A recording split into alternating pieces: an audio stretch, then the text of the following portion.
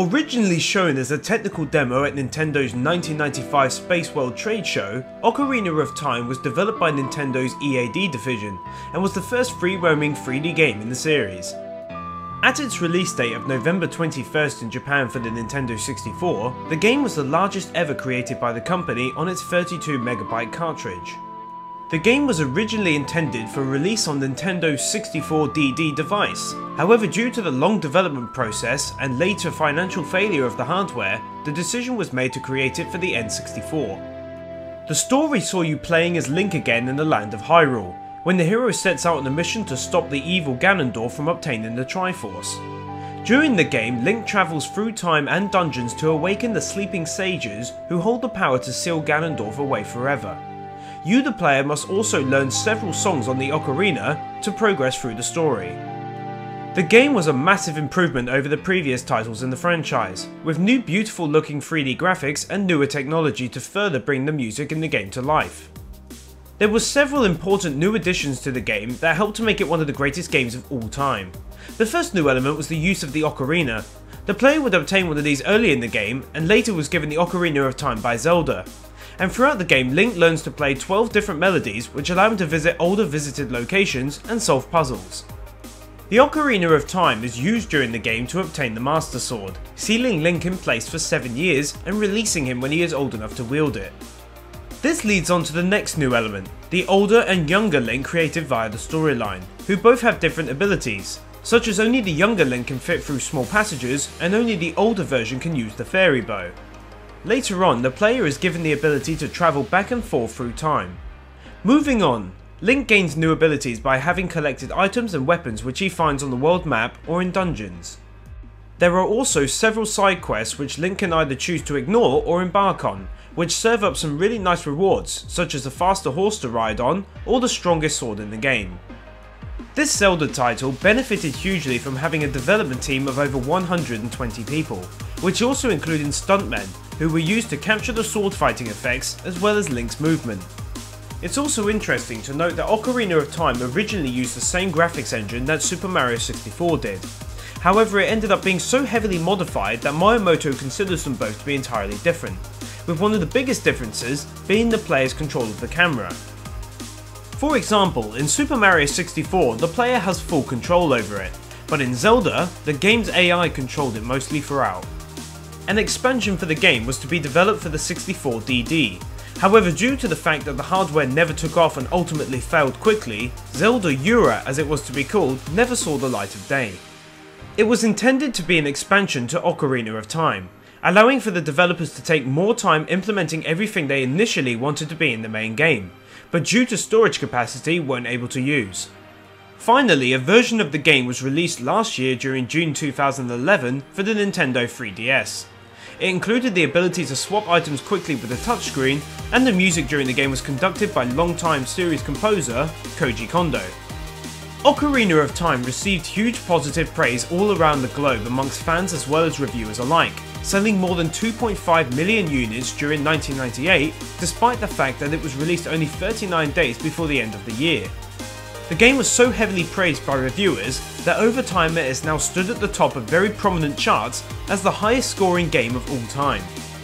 It pulled the perfect score with GameSpot, IGN, Famitsu and Edge, and currently holds a Metacritic score of 99 out of 100. Ocarina of Time was praised for its high quality level design, fantastic sound score and effects, as well as setting a new benchmark as to what the industry standard was for action-adventure games. Overall, the game sold amazingly well and enjoyed nothing but positive praise. Its fantastic selling figures boosted the Nintendo 64 into a household must-have for gamers around the globe. Zelda is now the forerunner in the gaming industry for being the greatest action-adventure game franchise in the world.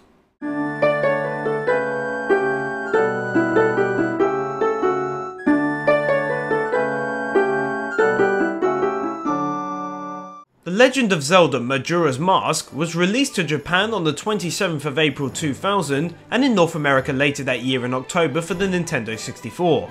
The game would later feature 2 remakes, the first for the GameCube as a part of the Collection Edition, and in 2009 it was released for the Wii's Virtual Console. The story saw Link once again travelling through time with his trusty ocarina, and during this game the addition of masks were used to changing him into different beings. He used these in an attempt to stop the continuously repeating 3-day event caused by the Skull Kid having stolen Majora's mask and using its influence to crash the moon into the world. The first big change from the previous game in the franchise was the use of masks and transformations. Having played a relatively unimportant role in Ocarina of Time, only appearing in the side quests, they have a much more prominent part of Majora's Mask, with 24 being collectible. Unlike other games in the series, Link can use these collecting masks to change at will into various corresponding creatures. The use of these masks on the environment were designed to change in a clever manner. For example, certain forms would scare a dog in town, others would make the creature chase you down aggressively, and the last would have the dog become playful with the character. The next big change would be the continuous 3-day cycle. During the game, Link can use the Ocarina of Time to play a song sending him back to the first day and saving his progress. Playing a slight variation on the Ocarina of Time sent the player to the following morning or evening depending on what song was played. Finally, songs were also used to open the way to the 4 temples and to manipulate the weather. Following the release of Link's Awakening, fans were forced to wait 5 long years whilst the development team behind Ocarina of Time made progress on their new game. However, because the team reused the graphics engine, a much smaller team worked only for a year to create Majora's Mask. The music behind the game was again composed by Koji Kondo, who wrote 109 tracks himself, with 3 of the game's other battle music tracks being created by Toru Miganishi. Majora's Mask sold around 300,000 copies during its first week on release in Japan, and ultimately sold 3 million copies worldwide, enjoying nearly entirely positive reviews all around. It was praised for its enhanced graphics, inventive and well-told storyline evolving around the 3-day system. It has been voted very highly amongst the best games of all time, as did its predecessor, but didn't see quite as good selling figures. Overall, Majora's Mask was a fantastic game that was a massive hit with fans. So much so that after the release of Ocarina of Time for the Nintendo 3DS, when it was hinted by director Eiji Nomura that a remake of Majora's Mask wasn't an impossibility, a petition quickly took speed, gathering 10,000 signatures in just 1 week, and was sent off to Nintendo. However, right now it is still unclear as to whether they will remake the game or not, but it's more likely given the petition.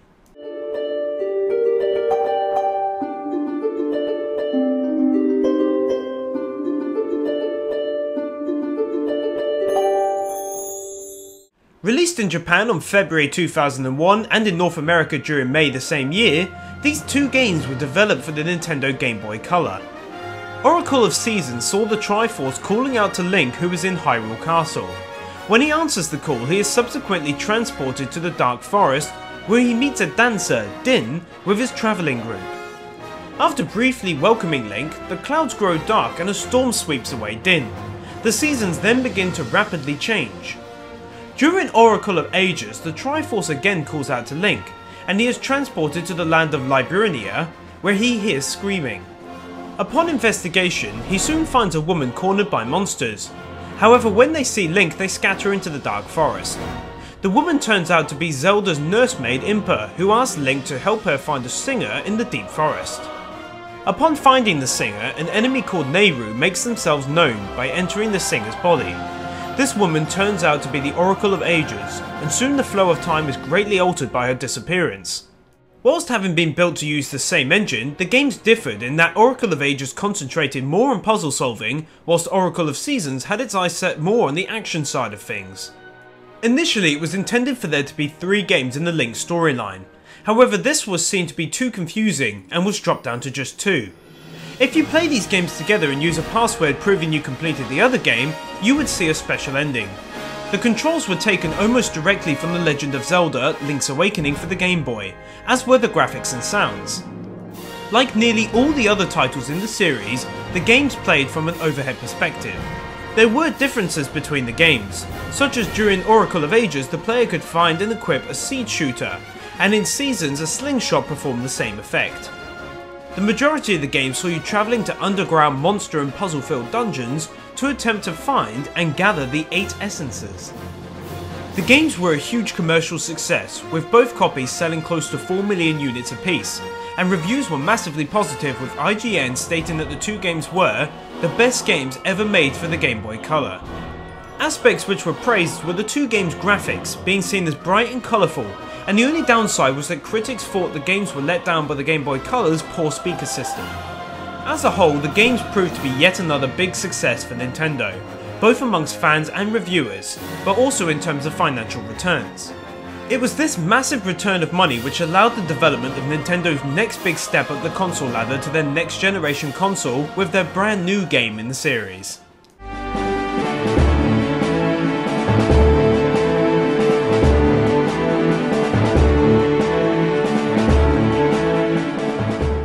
Released onto the Nintendo GameCube in Japan on December 13th, 2002, and to North America on March 24th, 2003, The Legend of Zelda: The Wind Waker smashed its way onto gaming shelves around the world. During the game, the player makes use of a baton to help control the wind, assisting in sailing his boat, and the game's controls were made to be very similar to both Ocarina of Time and Majora's Mask, due to their very positive feedback from reviewers and fans alike. The story saw you playing as a young Link sailing through the seas between islands, as he struggles to overcome his nemesis Ganondorf for the control of the Triforce. The game benefited from improved graphics and sound effects due to the GameCube's enhanced engine, able to produce far better images and sound effects. Wind Waker was initially a bit controversial due to its use of cel-shaded graphics and the use of a younger Link. However, this didn't stop the game from being one of the most successful titles to be released onto the GameCube during its lifespan. The game made heavy use of a boat on the sea during the game, using the baton called the Wind Waker to change the direction of the wind to move Link's boat as needed. Wind played an important role in the game, allowing for faster travel between islands on the world map and also to solve various puzzles during the storyline. As with all Zelda titles, Link will enter various different dungeons, battling against enemies, gathering new items, and at the end fighting a boss. A new feature to the Zelda franchise is that for the first time Link was able to pick up and use enemy weapons against his foes. When the game came to be demoed for the first time, it received a backlash from a large portion of Zelda's fanbase, believing the developers were pushing the game towards a younger audience with its cel-shaded graphics and bright environments. Sakaguchi instead asked his fans to wait until a full demo was available and to hold off opinions until then.